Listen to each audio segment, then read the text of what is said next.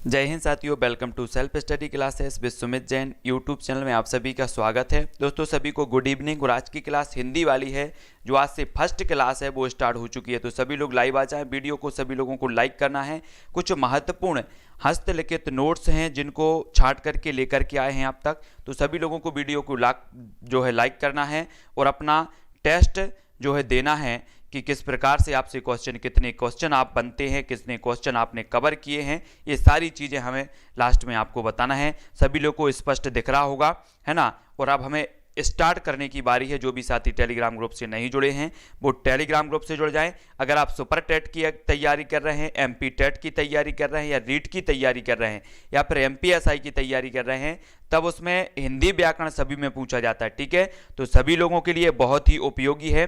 तो जल्दी जल्दी से सभी लोग वीडियो को पहले लाइक कर दें और फिर स्टार्ट करेंगे आज का ये वीडियो, ठीक है। महत्वपूर्ण प्रश्नों का एक पूरी की पूरी पीडीएफ है, हस्तलिखित नोट्स हैं और भाषा की लघुत्तम इकाई हमें बताना है। सर्वप्रथम भाषा की लघुत्तम इकाई है तो वो कौन सी है। भाषा की लघुत्तम इकाई बताना है वर्णमाला, स्वर, वर्ण या फिर शब्द। सभी को उत्तर बताना है। उत्तर क्या हो जाएगा।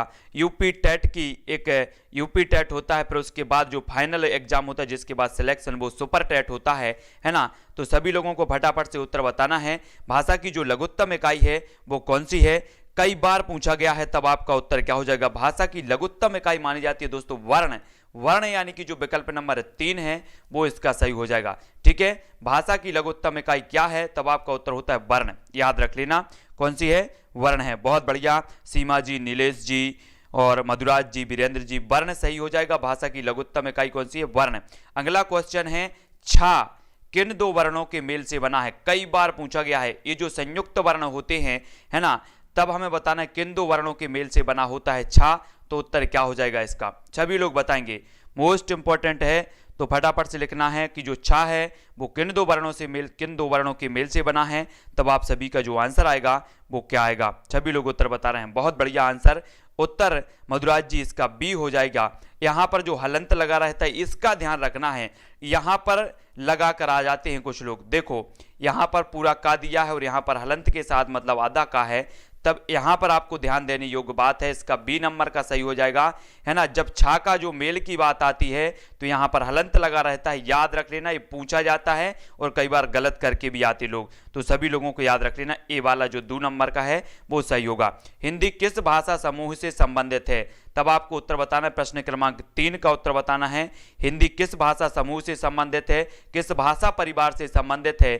तो प्रश्न क्रमांक 3 का उत्तर सभी लोग बताएंगे, जल्दी से बताएंगे उत्तर क्या होगा। प्रश्न क्रमांक 3 का जो आपका उत्तर हो जाएगा वो क्या होगा। सभी लोगों का जो उत्तर आ रहा है वो आ रहा है भारोपीय। बहुत बढ़िया। जो हिंदी भाषा समूह से है तो वो भारोपीय समूह से है। विकल्प नंबर ए जो है वो इसका सही हो जाएगा, ठीक है। बहुत बढ़िया है ना। जो भारोपीय परिवार होता है ये सबसे बड़ा परिवार होता है ना। भाषा परिवार सबसे बड़ा परिवार है भारोपीय परिवार, और हिंदी भी इसी समूह से संबंधित है। अनुनासिक वर्ण कौन सा है, अनुनासिक वर्ण बताना है हमें। व्यंजन वर्ण, स्वर वर्ण, वर्ग का पंचम अक्षर या वर्ग का प्रथम अक्षर। तब उत्तर सभी लोग बताएंगे। उत्तर क्या होगा। कौन से वर्ण होते हैं जो अनुनासिक वर्ण होते हैं, सभी लोगों को उत्तर फटाफट से बताना है। पीके जी, पूनम जी, सभी लोग उत्तर बताएंगे। अनुनासिक वर्ण कौन से हैं, सभी लोगों को उत्तर बताना है। ज्योति गुप्ता जी, अनुनासिक जो वर्ण होते हैं वो कौन से होते हैं। प्रश्न क्रमांक हो जाएगा 4 का 3 हो जाएगा। वर्ग का जो पंचम वर्ग होता है यन गणनम, ऐसा है ना, यम गणनम जो होता है ना, वो वर्ग के पंचम अक्षर जो होते हैं वो अनुनासिक माने जाते हैं। सभी लोगों को याद रख लेना है। अगला क्वेश्चन, हिंदी में लिंग होते हैं तो कितने होते हैं। 3, 1, 4 या इनमें से कोई नहीं। तो हिंदी में लिंग कितने होते हैं सभी लोगों को बताना है। सभी लोगों को पता है तो जल्दी से उत्तर बताओ। प्रश्न क्रमांक 5 का उत्तर क्या हो जाएगा, मोस्ट इंपॉर्टेंट है।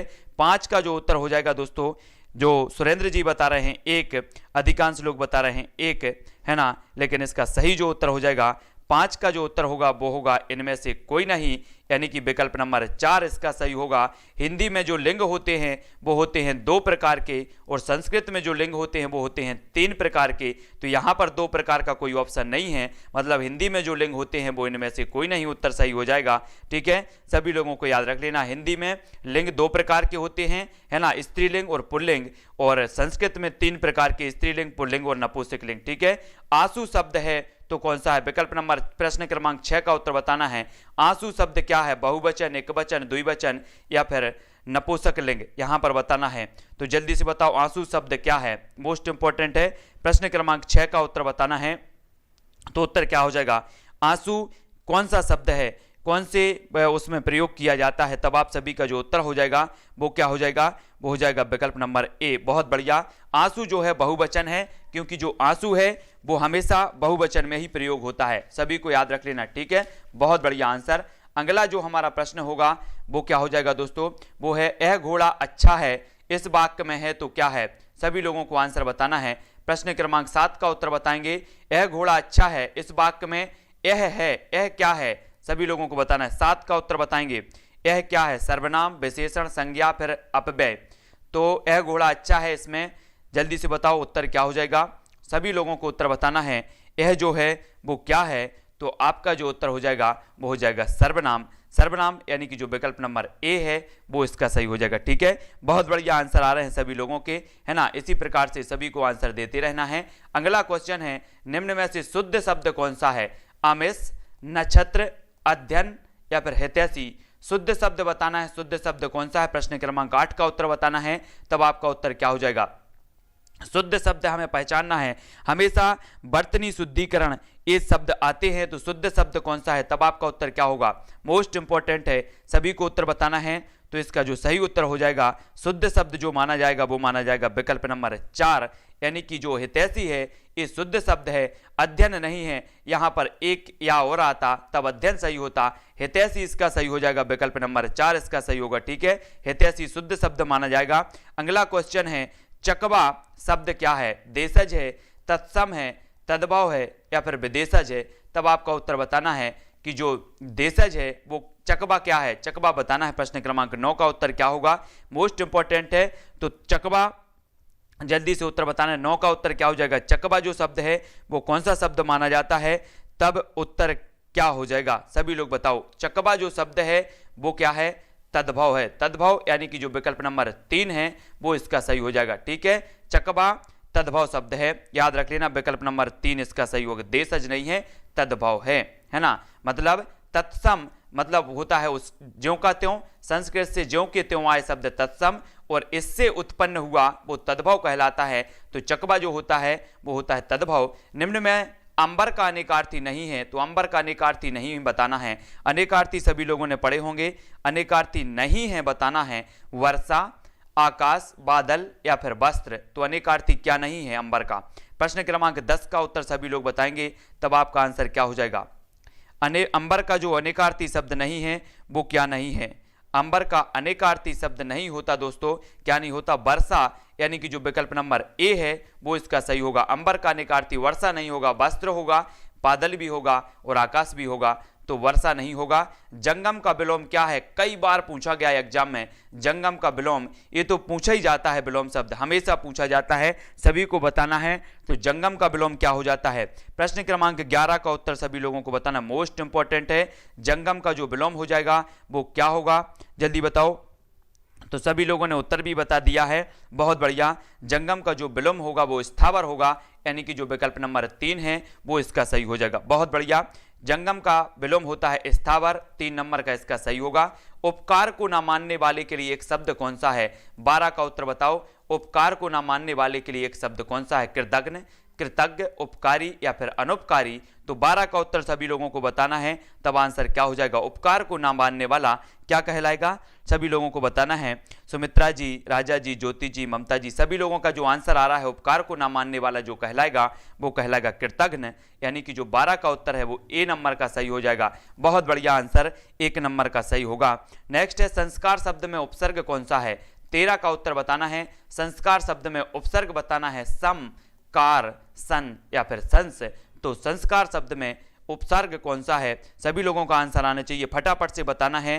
पूरन सिंह जी, सुमित्रा जी, ज्योति जी, नीतू जी, श्याम जी, असरती जी, प्रमोद जी। संस्कार शब्द में जो आपका उपसर्ग हो जाएगा वो सभी लोगों का आंसर आ रहा है, वो आ रहा है ए, यानी कि सम उपसर्ग होगा इसमें। विकल्प नंबर ए सही हो जाएगा, ठीक है, ए नंबर का सही होगा, सम उपसर्ग। संस्कार शब्द में जो उपसर्ग होता है वो सम उपसर्ग होता है।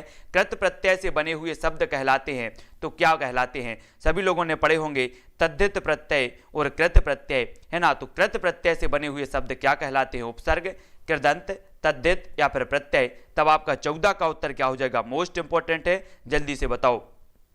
तो क्या कहलाते हैं? कृत प्रत्यय। कृत प्रत्यय से जो बने शब्द होते हैं वो क्या कहलाते हैं? मोस्ट इंपॉर्टेंट है। सभी लोगों का जो आंसर आ रहा है वो बिल्कुल एकदम राइट आ रहा है, बहुत बढ़िया। कृत प्रत्यय से जो शब्द बनते हैं वो कहलाते हैं कृदंत, यानी कि जो विकल्प नंबर 3 है वो इसका सही हो जाएगा, ठीक है। कृत प्रत्यय से बने हुए शब्द कृदंत कहलाते हैं, याद रख लेना, ठीक है। सभी लोगों का आंसर जो आ रहा है वो 3 आ रहा है ना, बहुत बढ़िया। अगला क्वेश्चन देख लेते हैं। अगला जो आंसर क्वेश्चन है, नदीस का संधि विच्छेद क्या होगा? नदीस का संधि विच्छेद हमें बताना है। प्रश्न क्रमांक 15 का उत्तर बताओ, नदीस का संधि विच्छेद क्या है? तो जल्दी बताओ। ये 4 विकल्प है, नदी धन ईस, नदी धन ईस इस, नदी धन ईस या फिर नद धन ईस। तो नदीस का संधि विच्छेद क्या होगा? मोस्ट इंपॉर्टेंट है, सभी लोगों को बताना है। तो उत्तर क्या हो जाएगा दोस्तों? नदीस का संधि विच्छेद होगा, क्या होगा? जल्दी बताओ। नदी धन ईस, बहुत बढ़िया, नदी धन ईस, यानी कि जो विकल्प नंबर 2 है वो इसका सही होगा, ठीक है। नदी का संधि विच्छेद नदी धन ईस होगा। लंबोदर में संधि है तो कौन सी संधि है? जल्दी बताना है, सभी लोगों को बताना है। अगर समास की बात करें तो लंबा है जिसका उदर, तो वो क्या हो जाएगा? बहुब्रीहि समास हो जाएगा। लेकिन लंबोदर में संधि की बात हो रही है तो लंबोदर में कौन सी संधि हो जाएगी? विसर्ग संधि, व्यंजन संधि या फिर स्वर संधि। तो उत्तर क्या हो जाएगा?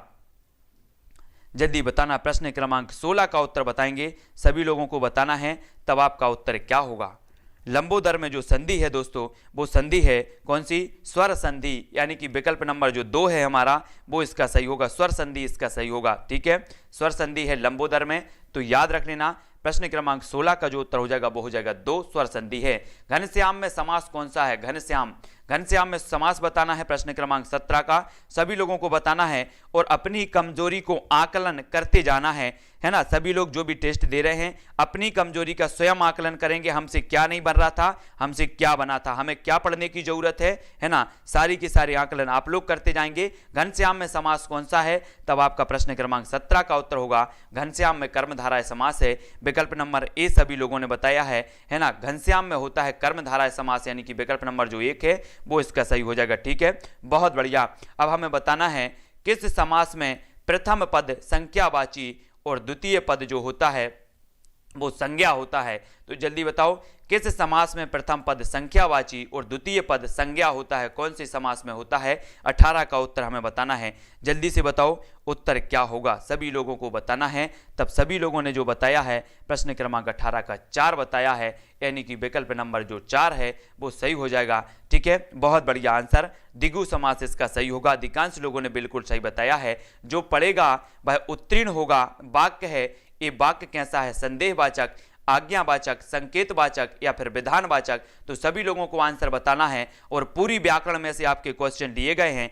हर प्रकार के क्वेश्चन इसमें मिलेंगे, चाहे समास हो, चाहे आपके वाक्य हो, चाहे कुछ भी हो, सभी प्रश्नों का मिश्रण यहाँ पर आपको दे दिया गया है। अब आपसे क्या नहीं बनता उसका आकलन आपको करना है। जो पढ़ेगा वह उत्तीर्ण होगा। ये जो विकल्प आपका है वो क्या हो जाएगा? संकेतवाचक है। संकेतवाचक यहाँ पर संकेत कर रहे हैं, यानी विकल्प नंबर जो 2 है वो इसका सही हो जाएगा, ठीक है। सभी लोगों को वीडियो को लाइक जरूर कर देना। जो पढ़ेगा वह उत्तीर्ण होगा, संकेतवाचक वाक्य कहलाएगा। वाक्य के घटक अथवा अंग होते हैं तो कौन कौन से होते हैं? वाक्य के घटक अथवा अंग कौन कौन से होते हैं? कर्ता और क्रिया, कर्म और क्रिया, कर्म और विशेषण, उद्देश्य और विधेय। तब आपका आंसर क्या होगा? सभी को बताना है कि वाक्य के घटक अथवा अंग कौन कौन से होते हैं। जल्दी से कमेंट में लिखो फटाक से। प्रश्न क्रमांक 20 का उत्तर हमें बताना है। तब 20 का उत्तर सभी लोगों ने बताया है कि जो वाक्य के घटक माने जाते हैं वे माने जाते हैं कौन से? उद्देश्य और विधेय। उद्देश्य और विधेय ये वाक्य के घटक माने जाते हैं। विकल्प नंबर 4 इसका सही हो जाएगा दोस्तों, डी नंबर का। ठीक है, उद्देश्य और विधेय वाक्य के घटक माने जाते हैं। ईंट से ईंट बजाना मुहावरे का अर्थ क्या है, सभी लोगों को बताना है। ईंट से ईंट बजाना, लड़ाई करना, ईंट से ईंट का परीक्षण, चुनौती देना, या फिर सभी। तब उत्तर क्या हो जाएगा, प्रश्न क्रमांक 21 का उत्तर बताना है।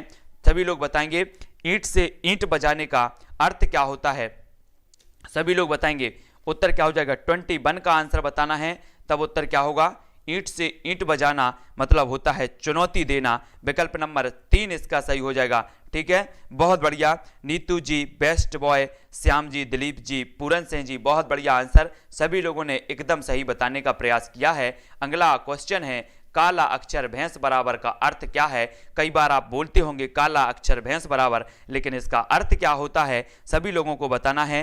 नीलेश जी, अशोक जी, सभी लोग बताएंगे उत्तर क्या हो जाएगा, काला अक्षर भैंस बराबर, सभी लोग बताएंगे। खुरेसी जी, पीके जी, ओपी जी, उत्तर बताना है फटाफट से। तो काला अक्षर जो भैंस बराबर होता है, इसका जो आंसर होगा मतलब अनपढ़ होना। विकल्प नंबर 3 सभी लोगों का आंसर आया, बहुत बढ़िया आंसर, अनपढ़ होना इसका सही होगा। भारत भारती किसकी रचना है, तो प्रश्न क्रमांक 23 का उत्तर बताना है। जयशंकर प्रसाद की, निराला की, महर्षि गुप्त की, या फिर पंत की। तो भारत भारती जो रचनाकार हैं इसके कौन है, सभी लोगों को पता होनी चाहिए। हिंदी साहित्य वालों को सभी को पता है कि इस रचना ने राष्ट्रीय ओतप्रोत से धूमधाम मचा दी थी इसने। तब आपकी जो उत्तर हो जाएगा वो हो जाएगा महर्षि गुप्त की रचना मानी जाती है ये भारत भारती। बहुत बढ़िया आंसर, सभी लोगों ने 1912 इसका रचनाकाल माना जाता है। बहुत बढ़िया ओपी जी। शब्दार्थो सहतौ काव्यम ये किसकी है, तो बताओ शब्दार्थो सहतौ काव्यम ये जो परिभाषा दी है वो किसने दी है, फटाक से उत्तर हमें बताना। भामह ने, दंडी ने, रुद्रट ने, या फिर मम्मट ने। तब आपका उत्तर क्या हो जाएगा, मोस्ट इंपॉर्टेंट है। तो ये परिभाषा बताने हैं कि शब्दार्थो सहतौ काव्यम के जो परिभाषा दी है वो किसने दी है। तब आप सभी का जो आंसर आ रहा है वो आ रहा है भामह। भामह यानी कि जो विकल्प नंबर ए है वो इसका सही हो जाएगा। ठीक है, और ये जो भामह हैं अलंकार संप्रदाय के प्रवर्तक माने जाते हैं। सभी लोगों को पता है कि अलंकार संप्रदाय के जो प्रवर्तक माने जाते हैं वो भामह माने जाते हैं। और इन्होंने कहा है कि शब्दार्थौ सहतौ काव्यम, है ना, अलंकार संप्रदाय के प्रवर्तक बताना है। 25 का उत्तर सभी लोगों को पता भी चल गया है। तो सभी लोग बताएंगे, हाँ सभी लोग बताओ। ये 10:10 पर अपनी क्लास हिंदी की रोज होगी व्याकरण की। ठीक है, 10:10 पर। तो अलंकार संप्रदाय के प्रवर्तक कौन माने जाते हैं, दंडी, विश्वनाथ, भामह या फिर मम्मट। तब सभी लोगों को पता है कि भामह माने जाते हैं, यानी कि विकल्प नंबर जो बी है वो इसका सही हो जाएगा। बहुत बढ़िया, अलंकार संप्रदाय के भामह माने जाते हैं। उत्साह किस रस का स्थायी भाव है, सभी लोगों को बताना है। और नाट्य शास्त्र में आपने बता होगा कि भरत मुनि ने कितने रसों का उल्लेख किया है, 8 रसों का उल्लेख किया है, सभी लोगों को पता है। ठीक है, और शांत रस इन्होंने नहीं माना है। तो उत्साह रस का जो स्थायी भाव माना जाएगा वो क्या माना जाएगा, सभी लोगों को बताना है। उत्साह किस रस का स्थायी भाव, उत्साह किस रस का स्थायी भाव है। तब आपका उत्तर क्या होगा, प्रश्न विकल्प नंबर 4 यानी कि वीर रस का स्थायी भाव होता है उत्साह, है ना, सभी लोगों को याद रख लेना। विकल्प नंबर 4 इसका सही हो जाएगा, बहुत महत्वपूर्ण, है ना। सिकबन चलत जसोदा मैया में कौन सा रस है, जल्दी बताओ। सिकबन चलत जसोदा मैया में कौन सा रस है। इसी प्रकार से जो वर्ग 3 वालों का एग्जाम है उसमें इसी प्रकार से एक पंक्ति उठाई जाएगी और आपसे पूछा जाएगा कि इसमें कौन सा रस है, तब आपको बताना होता है। तो 27 का आंसर हमें बताना है, उत्तर क्या हो जाएगा। तो सभी लोगों का उत्तर है सिकबन चलत जसोदा मैया, ये बात्सल रस है। बात्सल रस इसमें माना जाता है। बात्सल रस के चितेरे कवि बात्सल सम्राट कहा जाता है। तो सूरदास जी को कहा जाता है। एक गण में कितने वर्ण होते हैं, एक गण में बताना है कितने वर्ण होते हैं। आपने छंद में पढ़ा होगा सगण, मगण, तगण, ये सारे पढ़े हैं। तो एक गण में कितने वर्ण होते हैं, तब आपको 28 का आंसर बताना है। तो उत्तर क्या हो जाएगा, मोस्ट इंपोर्टेंट है।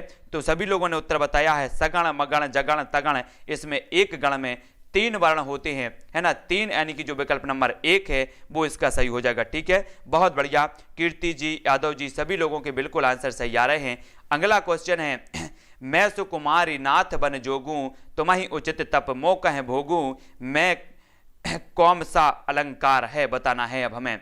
मैं सुकुमार नाथ बन जोगूं, तुम्हि उचित तप मो कह भोगूं, इसमें अलंकार बताना है। तब उत्तर क्या हो जाएगा, सभी को उत्तर बताना है, जल्दी उत्तर बताओ। उत्तर क्या हो जाएगा, अलंकार आपसे पूछा जाता है। मैं सुकुमारी नाथ बन जोगूं, तुमहि उचित तप मोह कह भोगूं। इसका जो सही उत्तर हो जाएगा वो क्या हो जाएगा? बहुत बढ़िया यादव जी, वक्रोक्ति अलंकार इसका सही होगा, विकल्प नंबर 2 इसका सही हो जाएगा। 2 वक्रोक्ति अलंकार है इसमें, है ना। अगर आपने अलंकार वाला वीडियो नहीं देखा है तो एक बार अलंकार वाला वीडियो देखो। अलंकार को कैसे पहचानना है वो मैंने बताया है, अलंकार को ट्रिक से पहचानना है, और मैं अलंकार की आपको अलग से क्लास भी ले लूंगा एक। बंदों गुरुपद कंज कृपा सिंधु नर रूप हरि, महामोह तम पुंज जासु बचन रवि कर निकर। ये पंक्ति में कौन सा छंद है? छंद हमें बताना है। तो छंद को मैंने बताया है, बहुत बढ़िया तरीके से बताया है कि छंद को हमें कैसे पहचानना है। छंद बहुत बढ़िया तरीके से होता है। प्रश्न क्रमांक 30 का उत्तर हमें बताना है। तो 30 का उत्तर क्या हो जाएगा? वो हो जाएगा दोस्तों, इसमें है हालांकि सोरठा छंद, और यहां पर हमें मात्राएं जो गिनने में जो है टाइम लगेगा, इसलिए सोरठा छंद इसका है, हम बता दे रहे हैं। लेकिन मैं आपको छंद का भी बता दे रहा हूं कि छंद का वीडियो मैंने ट्रिक से पढ़ाया है कि छंद को कैसे पहचानना है और अलंकार को कैसे पहचानना है, वो भी मैंने बताया है, तो जरूर देख लेना जिसको भी जरूरत हो। गणों की सही संख्या कितनी है, गण कितनी है, गणों की संख्या बतानी है तो जल्दी बताना है, 6, 8, 10 या फिर 12। तो गणों की सही संख्या कितनी मानी जाती है? 31 का आंसर सभी लोगों को बताना है, मोस्ट इंपॉर्टेंट है। तब आपका उत्तर क्या हो जाएगा दोस्तों? गणों की जो संख्या है वो कितनी है? तो सभी लोगों ने जो उत्तर बताया है कि गण जो माने जाते हैं वो माने जाते हैं 8। 8 गणों की संख्या मानी जाती है, 8 मानी जाती है। और एक गण में 3 शब्द होते हैं, जगण तगण मगण सगण, ये सभी को पता है ना। श्रमिक हूं मैं, श्रम ही जिंदगी मेरी, सतत चलती ही रहे यह लेखनी मेरी। तो उत्तर इसमें बताना है कौन सी शब्द शक्ति है। आपकी शब्द शक्ति भी पूछ ली जाएगी, कोई बड़ी बात नहीं है ना, क्योंकि वर्ग 1 में पूछा गया था कि व्यंजना शब्द शक्ति के कितने प्रकार होते हैं। तो श्रमिक हूं मैं, श्रम ही जिंदगी मेरी, सतत चलती ही रहे यह लेखनी मेरी। इसमें जो शब्द शक्ति मानी जाएगी वो कौन सी मानी जाएगी? तो इसमें होती है दोस्तों लक्षणा शब्द शक्ति, यानी कि जो विकल्प नंबर ए है वो इसका सही होगा। लक्षणा शब्द शक्ति इसका सही हो जाएगा।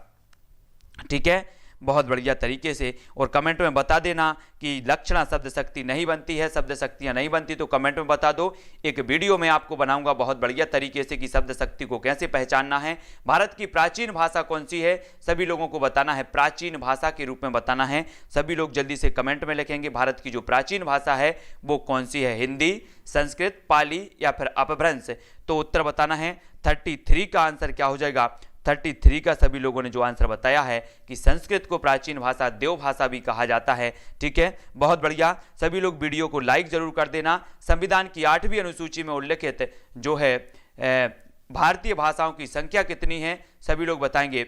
उल्लेखित भारतीय भाषाओं की संख्या बताना है। 8वीं अनुसूची जो मानी जाती है वो भाषाओं से संबंधित अनुसूची है, और इसमें जो भाषाएं हैं वो कितनी भाषाएं हैं? तो सभी लोगों ने उत्तर बताया दिया है कि 22 भाषाएं हैं, यानी कि जो विकल्प नंबर 4 है वो इसका सही हो जाएगा। संविधान की 8वीं अनुसूची में 22 भाषाएं हैं। बहुत बढ़िया आंसर है ना। अगला हमारा क्वेश्चन है दोस्तों, वो क्या है कि हिंदी किसी एक रूप भाषा का नाम ना होकर जो है एक भाषा परंपरा का नाम है, यह कथन किसका है?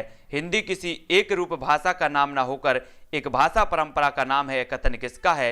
रामचंद्र शुक्ल का, हरदेव बाहरी, हजारी प्रसाद द्विवेदी या फिर रामविलास शर्मा। तब आप सभी का जो उत्तर होगा वो क्या होगा? मोस्ट इंपॉर्टेंट है। 35 का उत्तर सभी लोगों को बताना है, तो जल्दी जल्दी से सभी लोग कमेंट में लिखेंगे। उत्तर इसका जो सही हो जाएगा वो हो जाएगा हजारी प्रसाद द्विवेदी, यानी कि जो विकल्प नंबर डी है। इन्होंने क्या कहा है? इन्होंने कहा है दोस्तों कि हिंदी कोई एक भाषा नाम ना होकर भाषा परंपरा का नाम है, यह कथन जो है ये हजारी प्रसाद द्विवेदी साहब का है। 3 नंबर का इसका सही होगा। हिंदी दिवस कब मनाया जाता है? सभी लोगों को उत्तर बताना है, जल्दी से बताओ। हिंदी दिवस कब मनाया जाता है? 11 जून, 14 सितंबर, 28 सितंबर या फिर 10 से अक्टूबर। तो उत्तर क्या हो जाएगा? प्रश्न क्रमांक 36 का आंसर सभी लोगों को बताना है। तो सभी लोगों का आंसर आ रहा है, क्या आ रहा है? विकल्प नंबर सी। बहुत बढ़िया आंसर। 14 सितंबर को मनाया जाता है हिंदी दिवस। सभी लोगों ने एकदम सटीक आंसर दिया है, बहुत बढ़िया आंसर। 14 सितंबर इसका सही उत्तर हो जाएगा। मोस्ट इंपॉर्टेंट है ना। वर्ष 1955 में गठित प्रथम राजभाषा आयोग के अध्यक्ष कौन थे? मोस्ट इंपॉर्टेंट है, कई बार पूछा गया है। वर्ष 1955 में गठित प्रथम राजभाषा आयोग के जो अध्यक्ष थे वो कौन थे? सुनीति कुमार चटर्जी, जीबी पंत, सुब्बाराम या फिर बीजी खैर। तो क्या हो जाएगा सही उत्तर। प्रश्न क्रमांक 37 का उत्तर बताना है, तब आपका उत्तर हो जाता है कि 1955 में जो है गठित राजभाषा आयोग, प्रथम राजभाषा आयोग गठित हुआ 1955 में, और बीजे खेर इसके क्या थे, अध्यक्ष थे। मतलब जो विकल्प नंबर 4 है वो इसका सही हो जाएगा। बहुत बढ़िया आंसर, सभी लोगों के एकदम सटीक आंसर। निम्न में से व्यंजनों का कौन सा क्रम सही है? व्यंजनों का क्रम हमें बताना है। आपने पढ़े होंगे पंचम वर्ण जो होते हैं, पंचम अक्षर जो होते हैं, है ना, जो हमें बताना है, जल्दी बताओ। तो व्यंजनों का कौन सा क्रम सही होता है? तो हमने पढ़ा है, क्या पढ़ा है? का, चा, टा, ता और पा, यानी कि कचट तप, कचट तप इसका सही होगा। का, चा, टा, ता और पा, यानी कि जो विकल्प नंबर सी है वो इसका सही होगा। कचट तप ये व्यंजनों का सही क्रम माना जाता है। ए और आई वर्ण क्या कहलाते हैं? 39 का आंसर हमें बताना है। ए और आई वर्ण क्या कहलाते हैं? नासिक, मूर्धन्य, कंठ तालव्य या फिर ओष्ठ है। तब आपका उत्तर क्या होगा? मोस्ट इंपॉर्टेंट है लक्ष्य जी, सुमित्रा जी, जल्दी से उत्तर बताना है। सूरज जी, ए और आई वर्ण क्या कहलाते हैं? नासिक, कंठ तालव्य, मूर्धन्य या फिर ओष्ठ है। तो उत्तर क्या होगा? मोस्ट इंपॉर्टेंट है। तब आप सभी का जो उत्तर हो जाएगा वो हो जाएगा बी, बी यानी कि कंठ तालव्य। ए आई जो कहलाते हैं कंठ और तालु से बोले जाते हैं, इसलिए इन्हें कंठ तालव्य कहा जाता है। ए और वाई, ठीक है, बहुत बढ़िया। कंठ तालव्य इसका सही होगा। उषा और ऊषा शब्द युग्म का सही अर्थ क्या है? 40 का उत्तर बताना है। उषा और ऊषा शब्द युग्म का सही अर्थ बताना है। उत्तर क्या हो जाएगा? प्रश्न क्रमांक 40 का उत्तर बताना है। सभी लोग उत्तर बताएंगे, तब आपका उत्तर क्या होगा? मोस्ट इंपॉर्टेंट है, इसलिए सभी को बताना है, जल्दी से बताएंगे सभी लोग। उषा और ऊषा जो शब्द है इसका जो अर्थ हो जाएगा वो क्या हो जाएगा? तब होगा दोस्तों प्रातःकाल। उषा मतलब होता है प्रातःकाल और ऊषा मतलब होता है तृण, यानी कि 40 का जो ए हो जाएगा वो इसका सही होगा। ठीक है, उषा मतलब होता है प्रातःकाल और ऊषा मतलब होता है तृण, तो ये सभी को याद रख लेना है। विकल्प नंबर ए जो है वो इसका सही होगा, याद रख लेना, है ना। बहुत बढ़िया, सभी लोगों को याद रख लेना है।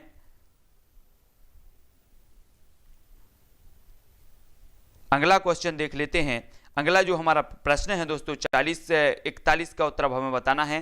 तो 41 का उत्तर बताओ सभी लोग। मनोज, मनोज शब्द युग्म का सही अर्थ क्या है? मनोज और मनोज जो है, जल्दी बताओ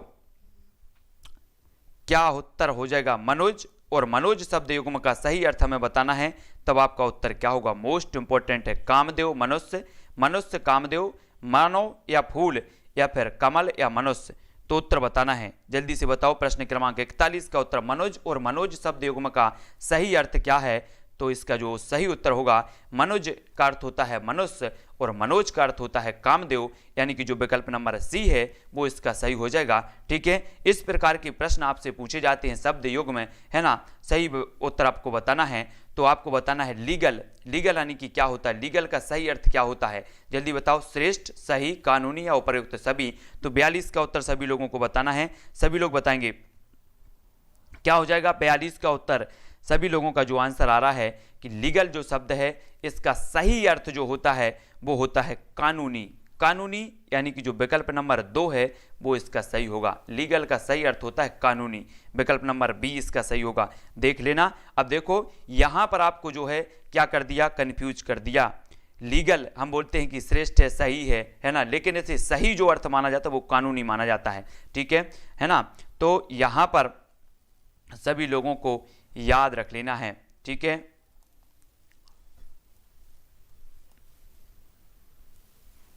अब हमें बताना है चल शब्द में कौन सा उपसर्ग लगाने से उसका अर्थ स्थिर ना चलने वाला हो जाता है। जल्दी बताना है। चल शब्द में कौन सा उपसर्ग लगाने से उसका जो अर्थ है स्थिर ना चलने वाला हो जाता है। तो क्या लगाओगे आप? चल में अगर कौन सा उपसर्ग लगाएंगे तो उत्तर क्या हो जाएगा? सभी लोग बताएंगे। सभी लोग बताएंगे चल शब्द में कौन सा उपसर्ग लगाएं कि उसका अर्थ जो है बदल जाए या ना चलने वाला हो जाए। तो क्या हो जाएगा? अचल, है ना। चल में अगर हम आ जोड़ दें तो क्या हो जाएगा? अचल, मतलब वो हो जाएगा स्थिर अर्थात ना चलने वाला, है ना। ये सही हो जाएगा। ठीक है, बहुत बढ़िया, 4 नंबर इसका सही होगा। बहुत बढ़िया। अर्थ के आधार पर वाक्य कितने प्रकार के होते हैं? सभी लोग बताएंगे। अर्थ के आधार पर जो वाक्य होते हैं वो कितने प्रकार के होते हैं, 3, 5, 4 या फिर 8। मोस्ट इंपॉर्टेंट है, सभी को बताना है अर्थ के आधार पर वाक्य कितने प्रकार के होते हैं। तब आपका आंसर जो हो जाएगा दोस्तों वो क्या हो जाएगा कि अर्थ के आधार पर जो वाक्य होते हैं वो होते हैं 8 प्रकार के, और रचना के आधार पर अगर पूछा जाए तो वाक्य होते हैं 3 प्रकार के। ठीक है, अर्थ के आधार पर 8 प्रकार के, आ से आ रहा है अर्थ और आ से आ रहा है 8, तो अर्थ के आधार पर 8 प्रकार के। और अगर आप रचना लिखो तो रचना में 3 वर्ण आते हैं, 1, 2, 3, तो रचना के आधार पर वाक्य होते हैं 3 प्रकार के।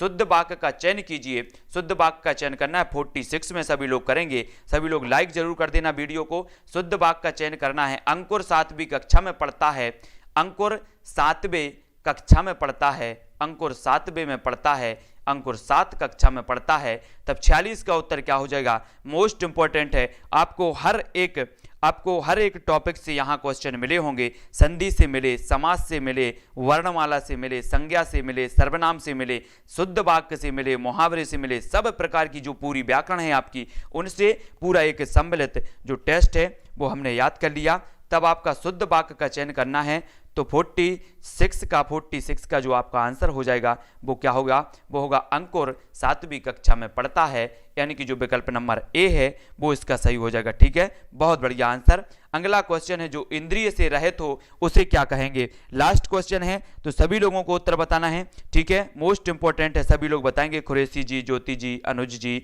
नीलेश जी, पुष्पेंद्र जी, सभी का आंसर आने चाहिए। डब्लू जी, सभी लोग बताएंगे कि जो इंद्रिय से रहित हो उसे क्या कहेंगे, इंद्रिय जन्य या फिर क्या कहेंगे, इंद्रिय जन्य, इंद्रियातीत या फिर अतीन्द्रिय या कोई नहीं। जो इंद्रिय से रहित हो उसे क्या कहा जाएगा। पूनम जी, ज्योति जी, त्रिवेणी जी, सूरज जी, सभी लोगों को बताना है। सचिन जी, प्रिया जी, तब आपका जो उत्तर हो जाएगा, जो इंद्रिय से रहित हो उसे कहेंगे अतीन्द्रिय, यानी कि जो विकल्प नंबर 3 है वो इसका सही हो जाएगा। जो इंद्रिय से रहित हो उसे अतीन्द्रिय कहा जाएगा, 3 नंबर का इसका सही हो जाएगा। ठीक है, सभी लोगों के लिए वीडियो कैसा लगा फटाफट से कमेंट में बताएं। आज इतना ही, कल हम नेक्स्ट फिर इतने प्रश्नों का जो है अपन अध्ययन करेंगे। ठीक है, बहुत बढ़िया। पूनम जी, खुरेशी जी, सरिता जी, बबलू जी, ज्योति जी, नीलेश जी, प्रज्ञा जी, है ना, समर्थ जी, संतोष जी, बहुत बढ़िया तरीके से आप लोगों ने उत्तर बताए हैं। ओपी जी, ज्योति जी, है ना, सीबी जी, लक्ष्य जी, मोहम्मद, पुष्पेंद्र जी, अशोक जी, ज्योति गुप्ता जी, यतेंद्र जी, बहुत बढ़िया। सभी लोगों के लिए बहुत बहुत धन्यवाद। ज्योति जी, पीके जी, और ये पूरे के पूरे हस्तलिखित नोट्स हैं दोस्त, और मेरे द्वारा ही हस्तलिखित हैं। ठीक है, और इनको पूरा का पूरा एक उद्देश्य के पूरी व्याकरण के, है ना, सफलता असफलता की संभावनाओं के आकलन में समय नष्ट ना करें, लक्ष्य निर्धारित करें और कार्य से आरंभ करें। थैंक यू ओपी जी, है ना, बहुत बढ़िया। अनुज जी, सुरेंद्र जी, सुमित्रा जी, खुरेशी जी, पुष्पेंद्र, संतोष जी, जितेंद्र जी, अनुराधा जी, राजा पटेल जी। ठीक है, इसी प्रकार से अपनी 10-10 पे क्लास चलेगी, रोज 10-10 पे हम हिंदी व्याकरण का अध्ययन करेंगे। ठीक है, सभी लोगों को इसी प्रकार से जुड़े रहना है। नीलेश नायक जी, संस्कृत की आपकी जो महत्वपूर्ण है उनकी वीडियो में अपलोड कर दूंगा। ठीक है, जो आपको 10-12 क्वेश्चन जो आपके व्याकरण या उससे पूछे जाते जो महत्वपूर्ण हैं वो चीज़ आपको मिल जाएगी। ठीक है, लिटरेचर आपकी होती है 9 बजे, 10 बजे हिंदी ग्रामर। ठीक है ना। अनुज जी, बिंदु जी, नीतू जी, सभी लोगों को बहुत बहुत धन्यवाद। पीके जी, संतोष जी, प्रज्ञा जी, आप एमपी टेट की तैयारी कर रहे हैं या फिर सुपर टेट की कर रहे हैं या रीट की कर रहे हैं या किसी भी एग्जाम की तैयारी कर रहे हैं एमपीएसआई, तो आपकी व्याकरण जरूर पूछी जाती है और सारे के सारे प्रश्नों का एक समन्वय किया गया है ना।